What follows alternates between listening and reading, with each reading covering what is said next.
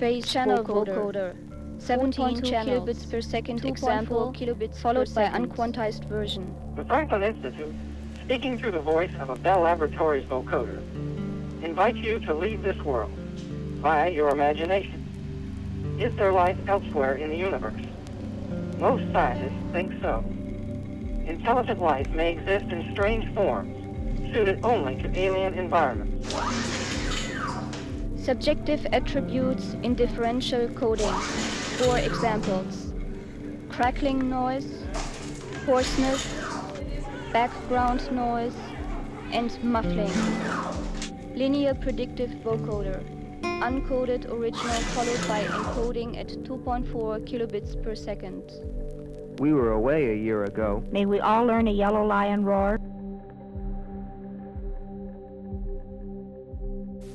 The Dopamine Collective pen themselves as scientific trained minds, introverts, so it was very difficult for them to put their aesthetic, artistic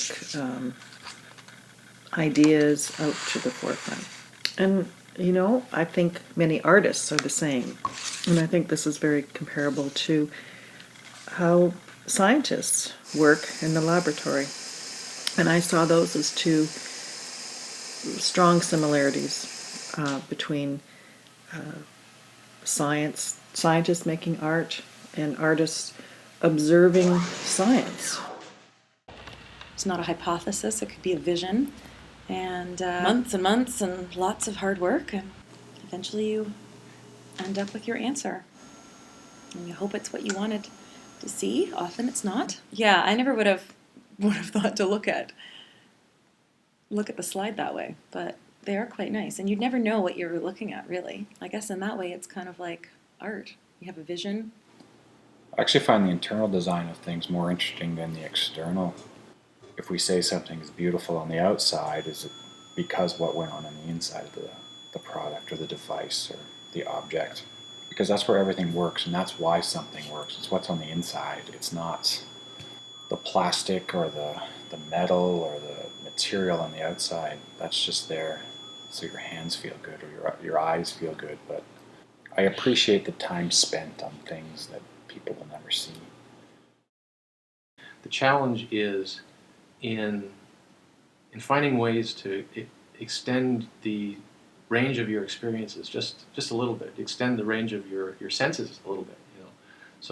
So project out so you can see in the infrared, or in this case project out so you can see in the near RF. I'm looking for my, as I said before, I'm looking for my white whale in a backdrop. I think that art can be something made out of feeling. I think it can be something made in nature, enhanced by nature.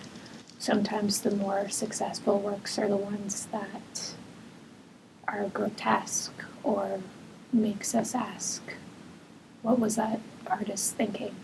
With my art being fairly destructive to nature, putting certain toxic oils, automotive paints into nature, I do feel guilty. I feel compelled to plant something, plant trees, sometimes creating art like anything, like driving a car. It's going to have an effect on nature. We're destructive people, all of us, and it consumes me. What are we doing to the world we're living in? We need to be thinking about the future and what kind of future we want. Okay, so he tells me that he uses his knowledge of math to make these paintings. In all honesty, I think that that's something our 10-year-olds could put together. It's a completely different area. He's supposed to be a math teacher. He's supposed to be, working with numbers, and here he is, color and painting. People have this tendency to see significance and meaning in things that really have no meaning. This idea that something could be creating it because I can't understand it, so we have to personify everything. So do I feel guilty destroying paintings, works of art? Think I'm making it more interesting. Can't see the detail. What in fact made it good to begin with?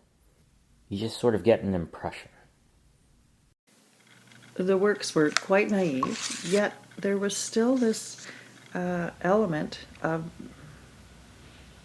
universality that I thought was very interesting, because the subject matter for the scientists may be some sort of chemical reaction, and some of these works look strangely familiar to abstracted works by Lauren Harris or Guido Molinari.